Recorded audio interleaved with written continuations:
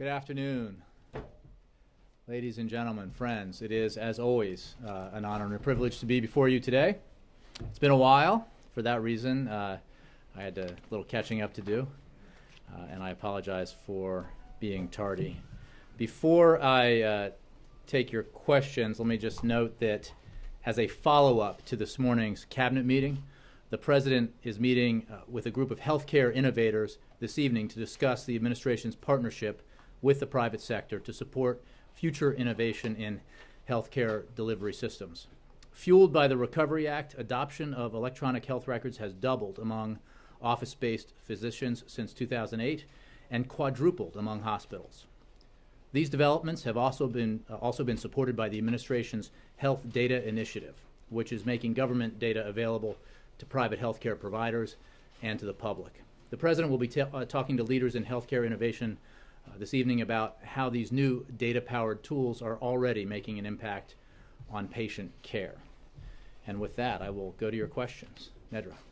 Thanks, Jay. We're seeing chaos erupt in Egypt right now. The latest reports are more than 50 dead in protests. How is the United States addressing that? And can you update us on what the President's thinking is on whether this should be labeled a coup or not?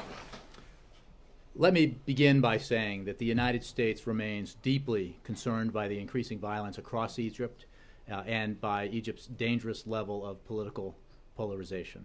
We strongly condemn any violence, as well as any incitement to violence. We express our condolences to those who have been killed and their families and hope that those who are wounded or have been wounded recover quickly. We call on the military to use maximum restraint responding to protesters, just as we urge all those demonstrating to do so peacefully. We also condemn the explicit calls to violence made by the Muslim Brotherhood. During this transitional period, Egypt's stability and democratic political order are at stake, and Egypt will not be able to emerge from this crisis unless its people come together to find a nonviolent and inclusive path forward. We continue to urge all political, military, and religious leaders to prioritize efforts to bridge Egypt's deep divisions. The United States is not aligned with, nor is it supporting, any particular political party or group. We remain actively engaged with all sides, and we are committed to supporting the Egyptian people as they seek to salvage their nascent democracy. But we have been clear that these decisions belong to Egyptians. Looking forward, we will work with the transitional Egyptian government to promote a quick and responsible return to a sustainable, democratically elected civilian government. But a transitional period must be defined by reconciliation rather than reprisals or rejection of the political process. We call on the Egyptian military to avoid arrests targeting specific groups or movements and to avoid restrictions on the media. We also call on all political parties and movements to remain engaged in dialogue and to commit to participating in a political process to hasten the return of full authority to a democratically elected government. In answer to your question, specifically about what we call what happened, I'll be blunt. This is an incredibly complex and difficult situation. President Obama made clear our deep concern about the decision made by the Egyptian armed forces to remove President Morsi from power and to suspend the Constitution. It is also important to acknowledge that tens of millions of Egyptians had legitimate grievances with President Morsi's undemocratic form of governance, and they do not believe that this was a coup. Indeed, they were demanding a new government. There are, and again, to be blunt, there are significant consequences that go along with this determination, and it is a highly charged issue for millions of Egyptians who have differing views about what happened. So in answer to your question, I would say that we are going to take the time necessary to review what has taken place and to monitor efforts by Egyptian authorities to forge an inclusive and democratic way forward. And as we do, we will review our requirements under the law, and we will do so consistent with our policy objectives, and we will also, of course, consult with Congress on the matter. We just moved a story with some administration officials saying that the White House is showing that they really like to prefer to have an outcome where this isn't labeled a coup. Is that correct? And can you explain that? No, I think the point is, and I'm trying to be very candid here, is that this is a complex situation. And it is not in our interests to move unnecessarily quickly in making a determination like that, because we need to be mindful of our objective here, which is to assist the Egyptian people in their transition to democracy, and to remain faithful to our national security interests. So I think that it is fair to say that we will take the time necessary to review the situation, to observe the efforts by Egyptian authorities to forge a way forward, and then we'll consult with Congress and review our obligations under the law, and mindful of our policy objectives. There was a report over the weekend that the United States had diplomats urging the Muslim Brotherhood to accept Morsi's ouster. Can you comment on that? I can simply say that we obviously we were engaged with Egyptian counterparts throughout this process, and we're very focused on the democratic process and on, as we made clear, and President Obama and others made clear, on the need for the government to be responsive to the people of Egypt. In the end, decisions about who will lead Egypt in a democratic process will be made by the Egyptian people. And we urge on the authorities an effort to move that transition forward and to return to democratically elected governance as soon as possible. Yes, Steve. Jay, what is it exactly you need to review in determining whether it was a coup or not? I mean, it seems pretty clear the army moved in, Morsi moved out. Well, look, I'm being very clear with you and Nedra and everyone here that this is a complex and difficult issue with significant consequences. And it's also an issue that's highly charged for tens of millions of Egyptians who have differing views about what happened. Millions were calling for a new government. Many other Egyptians took the opposite view, and you have an extremely polarized situation in Egypt. And our objective here is to promote efforts at reconciliation and inclusiveness and a movement forward towards a return to democratic governance and progress on the democratic transition in Egypt. And we will review our obligations and requirements under the law, and we will consult with Congress, but we will take the time necessary to do that in a way that is responsible and serves our longer-term policy objectives. Are you trying to find a way not to cut off aid? No, I think I would say on the question of aid, the relationship between the United States and Egypt goes beyond the provision of assistance. And it is based on decades of partnership and our commitment, this country's commitment to the Egyptian people. And everything we do will be focused on supporting a reduction in the polarization within Egypt and in hastening Egypt's return to a democratically elected government as soon as possible. And we view this decision, this determination, through that prism.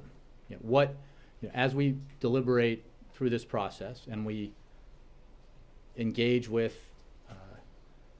Egyptian authorities and observe what's happening and monitor what's happening in Egypt going forward, we will keep our focus on what we can do to help hasten a transition back to democratically elected governance, what we can do to help foster reconciliation in Egypt in a situation that's highly polarized, as we call on all sides to refrain from violence and to refrain from any incitement to violence, because it's obviously an extraordinarily complex and difficult situation. Jessica. As you no doubt know, there are protesters in Egypt who are carrying signs with inflammatory messages accusing the president of backing terrorism and terrorists. They're upset. Can you explain to those people what factors you take into consideration, or the president takes into consideration, as he debates whether to continue aid? Well, again, we will. The factors are what I described, which is what decisions should we make and can we make in accordance with our requirements under law, in consultation with Congress, that foster the objectives that we have in terms of supporting the Egyptian people as they make this transition to democracy, and what supports our national security interests. When it comes to our position, I mean, we've been very clear that we don't support a group, we don't support a party, we support a process. And the president's also made clear that democracy is not simply the holding of elections, it is democratic governance. And it's very important in Egypt and elsewhere where this transition is taking place or has the potential to take place, that everyone recognizes that holding an election is the first step in making a transition to democracy, and that there are many other and many difficult steps ahead beyond that. And we're focused, when it comes to Egypt, on a democratic process taking root and reconciliation taking place, so that the Egyptian people can enjoy greater prosperity and greater freedoms in the future. And that is something that's in the interests of Egypt, of the Egyptian people, of the region, and of the United States. Okay. Can we switch to Snowden for a minute? What is the White House's message to Venezuela, Bolivia, and Nicaragua, who have offered or are considering offering asylum to Snowden? And in order to leave Russia, if he were to, Snowden would have to pass through Russian passport control. What message is the administration conveying to Russia about the consequences Russia might pay if they allowed that? Well, let me say that the United States has been in touch via diplomatic and law enforcement channels with countries through which Mr. Snowden might transit or which might serve as final destinations for Mr. Snowden. And we've made very clear that he has been charged with a felony or with felonies, and as such he should not be allowed to proceed in any further international travel other than travel that would result in him returning to the United States. So all of our consultations through the appropriate channels have been have included that basic message. And that has been true, as we've said all along, in our conversations with the appropriate Russian authorities, that while we don't have an extradition treaty with Russia, we believe that there is a strong legal justification for Russia to expel Mr. Snowden, and given that he is wanted here on felony charges, that he should be returned to the United States. Now, we have a very important relationship with Russia, and as the President has said and others have said, that we believe that this is not something that should negatively affect our relationship with Russia. It is something that we are pursuing through the normal channels here, diplomatic and law enforcement channels. And I'm not going to speculate about outcomes that we hope don't come to pass, because we believe that the case is very strong, that Mr. Snowden has been charged with felonies and needs to be returned to the United States. There have been diplomatic contacts to each of those countries from the U.S.? The State Department would have answers about which specific contacts have been made with which countries, but I think that we have been having contacts through diplomatic and law enforcement channels with all of the countries that might serve as transit points or final destination points, and obviously that includes countries that have been identified as having received asylum requests. Jay? Yes. Just to be clear, is the administration actively considering cutting off aid to Egypt? What I would say, John, is that we are monitoring the situation in Egypt. We are taking the time necessary to make the determination about what happened and what to label it, if you will. And we will work with Congress on that and on the issue of further assistance. I would point out simply that our relationship with Egypt is not limited to or defined solely by the assistance that we provide to Egypt. It is broader and deeper than that, and it is bound up in America's support for the aspirations of the Egyptian people for democracy, for a better economic and political future, and we support that. We support that process. So our decisions with regards to the events that have happened recently in Egypt will be, and how we label them and analyze them, will be made with our policy objectives in mind, in accordance with the law and in accordance with and in consultation with Congress. But I'm just asking a very specific question. I think you answered it in there, but let me just be direct. $1.5 billion in aid to Egypt is one of the things under active consideration, cutting off that aid. I think it would not be in the best interest of the United States to immediately change our assistance programs to Egypt. We think, not just I, but we think that it would not be in the best interest of the United States to do that. We are reviewing our obligations under the law, and we will be consulting with Congress about the way forward with regards to specifically the assistance package that we provide. In other words, no immediate cutoff of aid. We think that would not be in our best interest. And you said, and was said in the statement over the weekend, the desire to return to a democratically elected government. That is a democratically elected government. The White House is not calling for the return of the democratically elected government of President Morsi. We are calling for a return to democratic governance, a democratically elected government. It is for the Egyptian people to decide who their leaders are. The President has expressed his deep concern about the actions of the Egyptian military in removing President Morsi from power. But we are mindful, as I said at the top, about the polarization in Egypt and the views of millions of Egyptians about the undemocratic governance of the Morsi government and their demands for a new government. So, and again, I'm trying to be candid here about you'll get no argument from me if you go on the air and say that this is a highly complicated situation that requires very careful monitoring and engagement, and that we want to take action and make decisions that helps Egypt move forward in this process, and that helps Egypt reconcile, and Egyptians reconcile as they move forward towards democratic governance in the future. But as deeply concerned as you are about how Morsi was removed, you are not calling for him to be reinstated in any way. We are calling for a return to democratic governance and to a democratically elected government.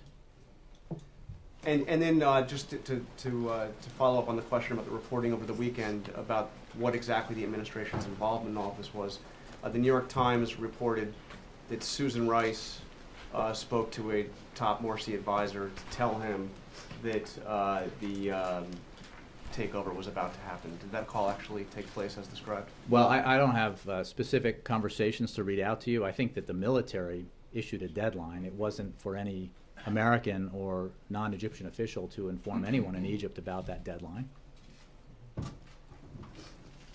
So I don't think that's a particularly illuminating point in terms of who conveyed to, or how it was conveyed to Egyptian officials that the military had set a deadline and intended to act on it. What I will say is that we were obviously engaged with Egyptian officials in conversations that reflected the position the President had made clear, which is that he believed that democracy was more than just elections, and that it was incumbent upon, and remains incumbent upon, Egyptian authorities to be responsive to the people they govern, to all of the people they govern. And I'll leave it at that. But that's the role that we have and will continue to play in Egypt, which is to advise adherence to democratic governance, to responsiveness to the rights and concerns of all the Egyptian people, and to reconciliation and negotiation over conflict and violence. Jay? Yeah, Major. What would you say to Senators Leahy and McCain, who look at the situation and say it's obvious to them it's a coup, that the law is very specific about when a coup occurs, what needs to happen to U.S. foreign aid to a place where such an event has occurred? And in Senator McCain's words, he believes it would be a pressure point on this transitional government to achieve some of the objectives you've just described.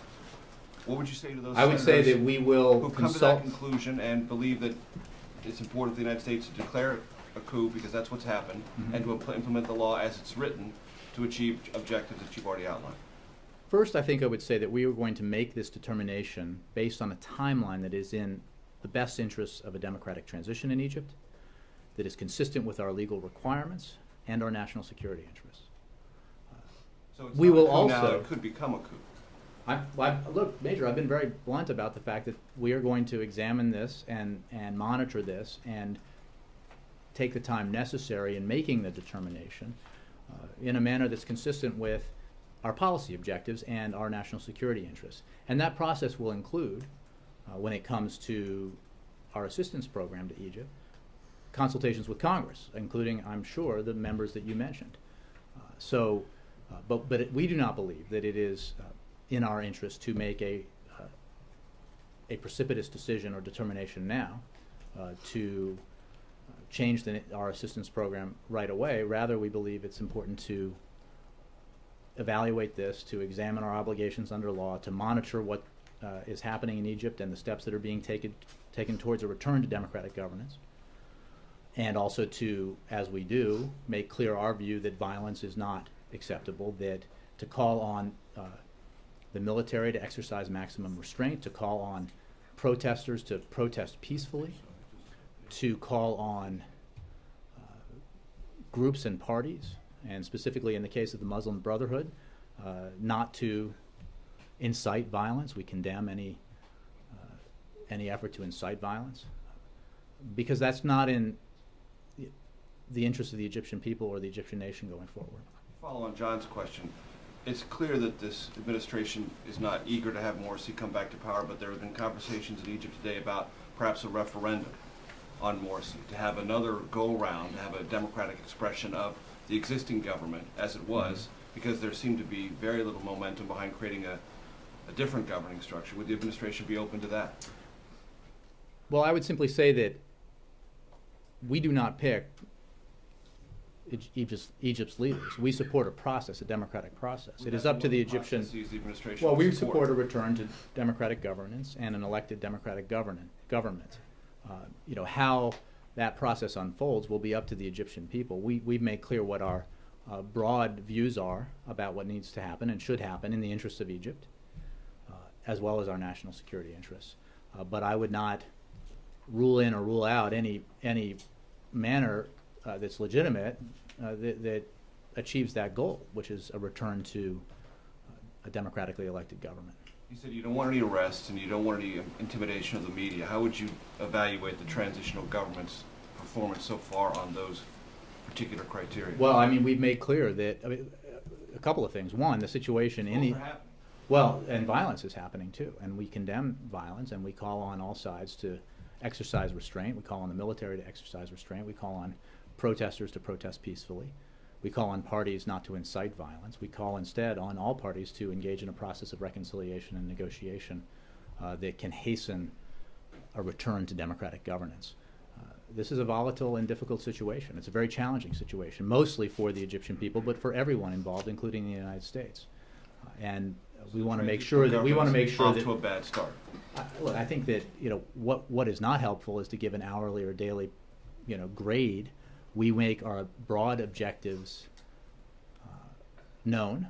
We condemn violence and incitement to violence, and we urge all parties to reconcile, to negotiate, and to move forward on a democratic transition. When? Is it your feeling, Jay, that there's some ambiguity in the law that says the U.S. must suspend military aid to any country in which a democratically elected leader is removed by the military? I'm saying, Wendell, that it is in our interests to take the time necessary to review what has taken place and to monitor efforts by Egyptian authorities to forge an inclusive and democratic way forward. And I'm being very blunt that there is not a simple or easy answer here. And that it is in our interest to acknowledge that there is not a simple and easy answer here. It is rather in our interest to observe, to engage, to consult with Congress, and to do what we can to hasten a process in Egypt that encourages nonviolence and encourages a return quickly to democratic governance. Is it your feeling the president can waive this law or the requirement that the U.S. suspend aid? You know, I would simply say that we are going to take the time necessary to review before we make any kind of determination of the nature that you're suggesting. Then is it your feeling the president can determine what time is necessary to review, can set the time frame, and what would that be? Again, I don't have, I'm not going to give a timeline for you, because I think what we have said and what I've just said is that we're going to take the time necessary to review this. We're going to consult with Congress. We're going to do so in a way that reflects the requirements that exist under law. And we're going to do so in a way that we hope enhances the possibility of fulfillment of our long-term policy objectives here, which is a transition in Egypt to democratic governance and a democratically elected government. Is this a matter of days, weeks, I months? I will refrain from putting an end period on a process that is currently under review.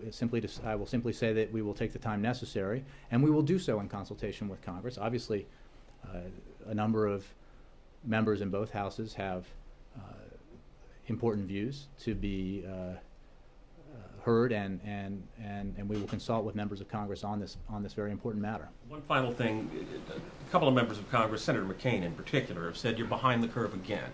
He accused you of being behind the curve on Mubarak. What's your response to that? The curve we're interested in is the curve that leads towards a stable, democratic Egypt, where the rights of all Egyptians are respected and upheld, where Egypt has the opportunity to grow and thrive economically, and to fulfill its enormous potential in the region and in the world. And those objectives are very much in the national security interests of the United States and our allies. And those are the objectives that we're mindful of. We're not, when we're taking the time necessary to make the determination that we're talking about, I'm being very blunt with you, we're taking the time necessary because that's, in our view, the right thing to do in the furtherance of our policy objectives and in what we hope will be a return to democratic governance in Egypt.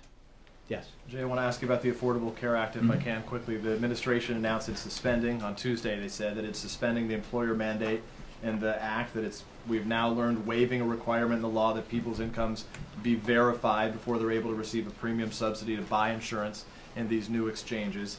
Obviously, it doesn't change for insurance companies that still have to waive pre-existing conditions and individuals that have to buy coverage or pay a fine. So what do you say to all those people who have to follow the law when they see the administration making some of these changes and they say, why do we have to follow the law when you guys can change it? Well, everyone has to follow the law, but we make determinations that are in the interest of successful implementation of the Affordable Care Act, and we are flexible because that's the right thing to do and to be. We have made clear all along when it comes to working with states that we are flexible with the way that they implement the Affordable Care Act. When we see things that can be changed in a way that makes healthcare reform more effective, for example, the initial 21-page application, we saw that could be improved, and we improved it and turned it into a 3-page application. And this is a situation when you talk about a delay of the employer responsibility provision that affects about 4% of employers with more than 50 workers.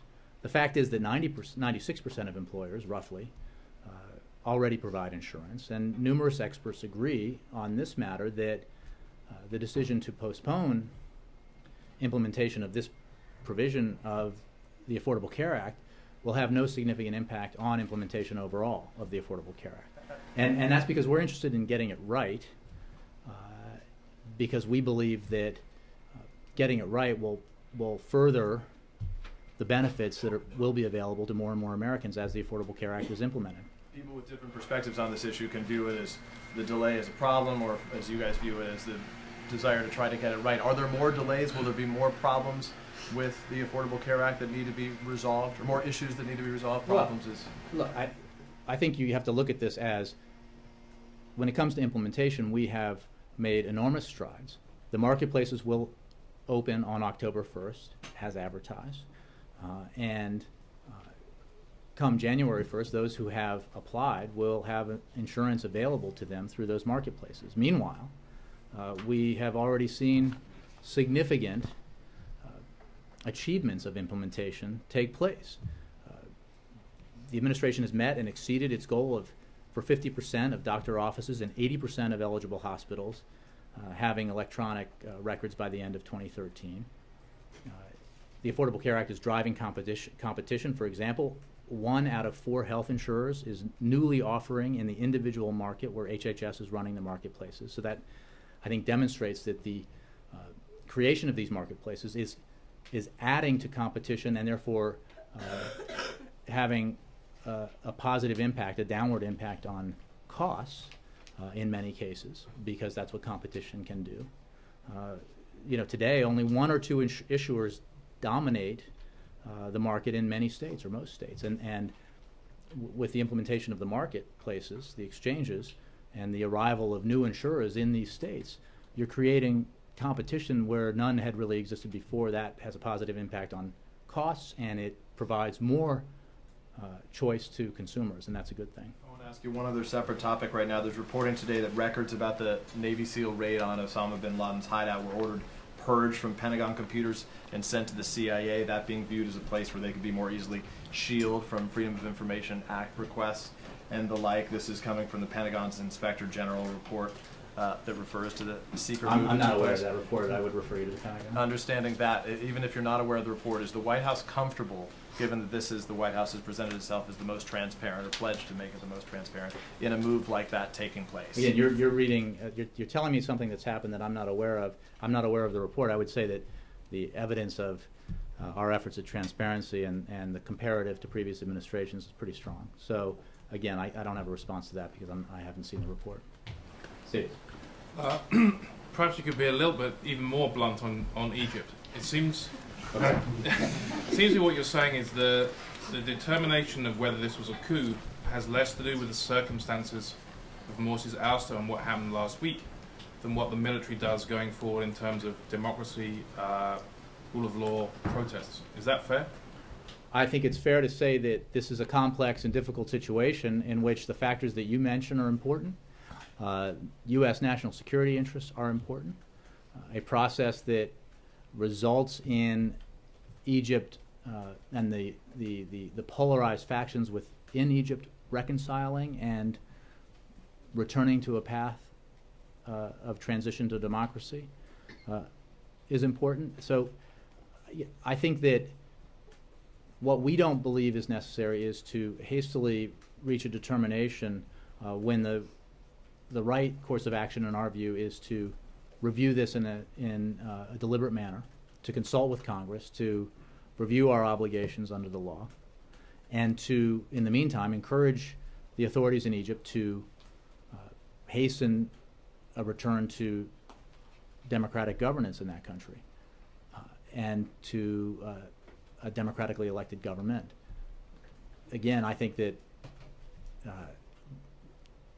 the bluntness and the candor that I'm trying to provide here reflects, I think, rather than get up here and say, I don't see the problem here. I'm saying that the complexity of the situation in Egypt demands the kind of assessments that we're making about how to move forward and how to evaluate the determination in terms of what happened and how that relates to our assistance program. Okay. Margaret. Thanks. Are you saying that if the military removes a leader but is acting on the will of the people, it's not a coup, and that's what you're trying to determine? I'm not making broad pronouncements that apply beyond a specific answer to the question about a determination and whether and when it will be made with regards to Egypt. And I'm simply saying that because of the complexity and difficulty of the problem in Egypt, the situation in Egypt, the fluidity of the situation in Egypt, which includes substantial violence just today, that we believe that we need to review this in a way that is reflective of both our legal obligations but also our objectives in Egypt, which includes, most importantly, a return to democratic governance, a return to a democratically elected government, and to an end to the kind of polarization and violence that we see today. I had a couple of specific questions on whether President Obama has spoken since Mr. Morsi's removal with any of the following people: Mr. Morsi, Mr. Baradei, or the interim president, Mr. Mansour. And if the president hasn't, who's the highest level U.S. official who has? We have read out, I think, a variety of meetings that the president's had on the situation in Egypt, as well as some of the communications that have taken place between U.S. officials and Egyptian authorities. I don't have any more specifics to provide to you. I don't have any calls or communications that involve the president to read out to you. You know from our readouts the engagements he's had in the days since the President Morsi's removal from office and during that process. But I just don't have I don't have any calls to read out involving the president. Do we know that he hasn't spoken with any of those people personally? Again, I don't have any calls to read out. And then I have one more. Are any top U.S. officials, besides the ambassador, either in Egypt now or planning to go to have some of these consultations in person on the ground in Egypt? I would refer you to State Department. Obviously, we have the ambassador there, but I'm not sure about other officials. But on the NSC staff or anything not like that I'm aware of, but I can't rule that out. I just would refer you to State as a starting point. Yeah. Jay, can I ask it another way? If the Egyptian military feels that removing a suddenly unpopular president is part of the democratic process, can the United States accept that? What you're saying, let me just make clear, as I think I said at the beginning, but I understand in answer to these questions, I haven't emphasized this point because it was part of an initial statement that we put out. The president is deeply concerned by what happened, by the actions of the military to remove President Morsi from office. The questions that we've had today go to the specific determination about what happened and how that determination, if it were to be made, how it would affect our assistance program. And what I'm trying to make clear is that given the complexity of the situation in Egypt and the fluidity of the situation in Egypt, it is in our interest to take the time necessary to review what has taken place and to monitor efforts by Egyptian authorities to forge an inclusive and democratic way forward, to consult with Congress about the overall situation in Egypt, our relationship with Egypt, and our assistance program to Egypt. It's also important to acknowledge that our relationship with Egypt is not defined by or limited to the aid that we provide. And our strategic interest in Egypt is not defined by or limited to that aid program. And Is there other leverage that we have? it's not about, look, the decisions about who will govern Egypt will be made by the Egyptian people. We believe that the Egyptian people have demonstrated quite clearly that they want democracy and a democratic process, and they also want democratic governance, not just elections. And we are urging the authorities to hasten the return to both the process and to a democratically elected government. Yes, So Jay, Christy. if it's not about leverage, what's it about? Are you saying that the cutoff of aid would put you in a poorer position to review and monitor, or would you just have less influence if you didn't have that as a threat? I think that Egypt, we've had a long and important relationship with Egypt here in the United States and with the Egyptian people, and that it is our view that it would not be wise to abruptly change our assistance program. Rather, we believe we should take the time necessary to review what's happened and to consult with Congress and review our obligations under the law when it comes to our assistance program. So it's not about any one thing. It's about making determinations that, in a very fraught situation, enhance a process that we hope will lead to a return to democratic governance and to a cessation of violence in Egypt. And you're saying that the U.S. is in a better position to influence that if engaged in this way and in the other ways that you I'm saying that it is the smart policy in our view, or the smart decision in our view, to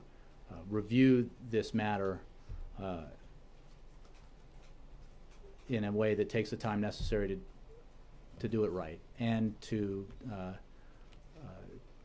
as we observe what's happening in Egypt and as we engage with Egyptian authorities on what's happening. Can you say what's new about the president's Smarter Government initiative? Aren't these things that he's been working on for several years now? Well, the answer to that is yes, but this is, if for those of you who have heard him speak about this and know his interest and passion for this, this is, it is not something that gets a lot of attention, but in an ideal world, maybe a world less crowded with news like what's happened in Egypt or the like, this would get the kind of attention that I think it deserves, because the effort here is a long-term management project to improve the efficiency and the effectiveness of our government, to reduce costs, to improve its outcomes, and to do it in a way that ensures that the government is acting in a way that enhances growth. And technology is a huge asset in that effort.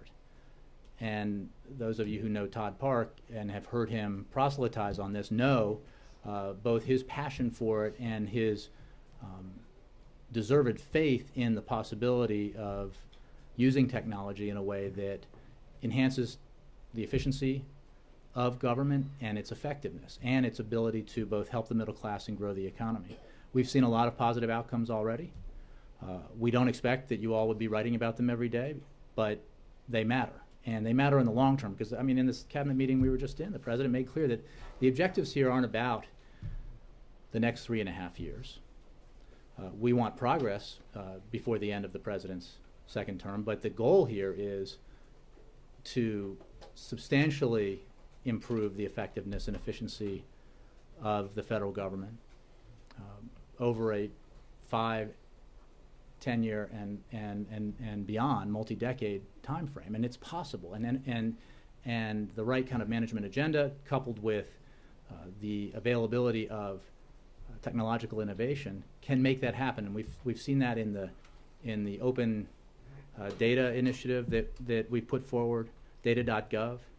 There's enormous potential for the release of data that this is data that the American people own, right? It's their data, and to make that data available in a way that entrepreneurs can utilize, so that and turn into services that are highly, that are useful for consumers and the American people, but lead to the creation of businesses and creation of jobs. This is exciting stuff for those who love innovation and technology and reform, and the president's extremely interested in it, and that was this cabinet meeting we had today was in ways the most interesting that I've been a part of, because it was so focused on this topic and the progress that we've made and the ideas that members of the cabinet can contribute. We have 2 new members of the cabinet, in the Secretary of the Interior and the Secretary of Commerce, who have decades combined experience in the private sector, bring a lot to the table when it comes to that, and that's hugely valuable in the president's view. Mark, last one. Jay, when you say the president is deeply concerned about the actions of the Egyptian military in ousting a democratically elected president, doesn't that preempt the need for a review? Doesn't that say what the review would find? The review has to do with a determination that, as you know, and that's been the nature of the conversation we've had here, affects our assistance program. And it is our view that we need, in recognition of the fact that we have a very volatile and fluid and complicated situation in Egypt, reflective of the fact that millions of Egyptians view what happened in Egypt differently. That different Egyptians view it differently, and that there were millions who were demanding a new government. We need to make this assessment in a way that furthers our objectives, which is a democratic transition in Egypt, and in accordance, and we need to review it in accordance both with the law and in consultation with Congress, but also mindful of what our policy objectives are. So he is and remains deeply concerned about what happened. he is also focused on what needs to happen now, which is for the highly polarized situation in Egypt to move towards reconciliation, for all sides to show restraint, for the military in particular to show maximum restraint, for protesters to protest peacefully, and for groups and individuals not to incite violence. None of that is in the interest of the Egyptian people, the violence and the incitement of violence. So, we're going to continue to press for inclusive process that leads Egypt back to the path of democratic transition as soon as possible. Thanks, Brent. I'll take one. Yeah, I got to go. Jay, can you explain what the president hopes to do when Congress comes back to rectify the student loan rate issue? Well, sure, we expect and hope that Congress will fix this problem quickly. We believe that it can be done. The differences are not that significant. There is a way to do this. It's retroactive so that students are spared from having their rates double. We need to do it in a way that students are guaranteed a low rate, and that and so that they're not overcharged in order to pay down the deficit. Our views on that are clear.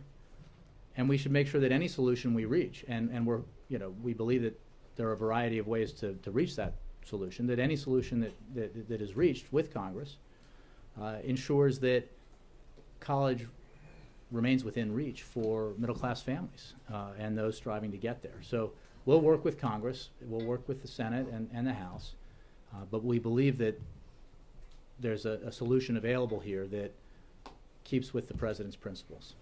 Thanks very much, guys. What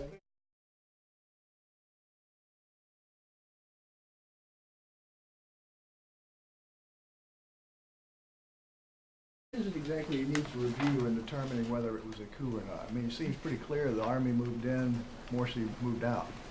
Well, look, I'm being very clear with you and Nedra and everyone here that this is a complex and difficult issue with significant consequences.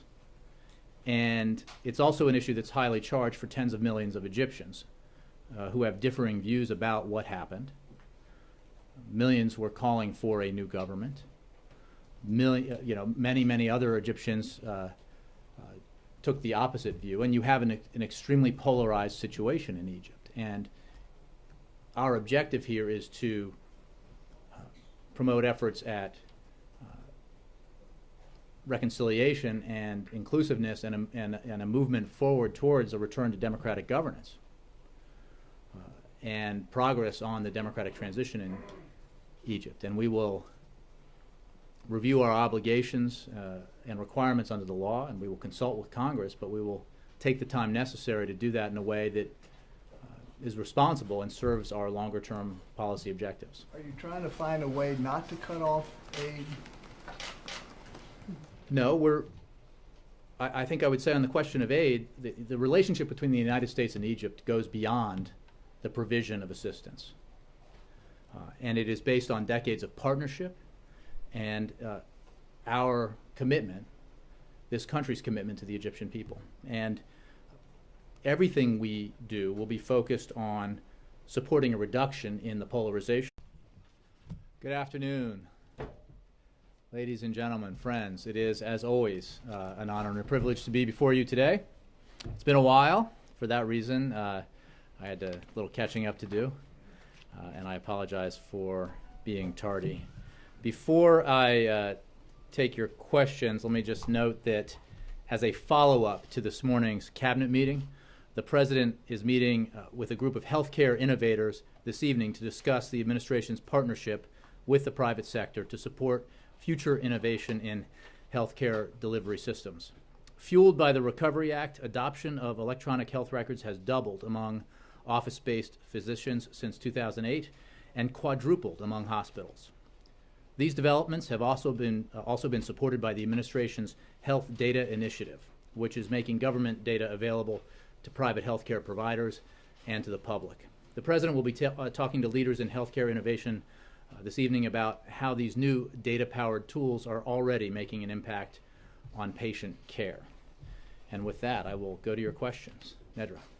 Thanks, Jay. We're seeing chaos erupt in Egypt right now. The latest reports are more than 50 dead in protests. How is the United States addressing that? And can you update us on what the president's thinking is on whether this should be labeled a coup or not? Let me begin by saying that the United States remains deeply concerned by the increasing violence across Egypt and by Egypt's dangerous level of political polarization. We strongly condemn any violence, as well as any incitement to violence. We express our condolences to those who have been killed and their families and hope that those who are wounded or have been wounded recover quickly. We call on the military to use maximum restraint responding to protesters, just as we urge all those demonstrating to do so peacefully.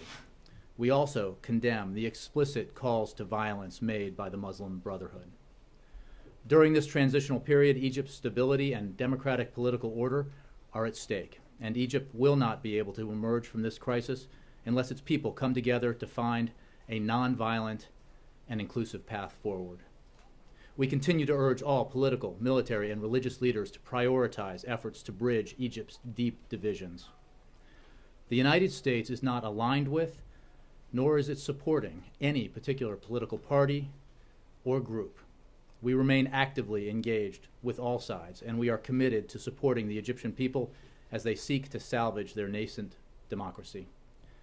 But we have been clear that these decisions belong to Egyptians. Looking forward, we will work with a transitional Egyptian government to promote a quick and responsible return to a sustainable, democratically elected civilian government.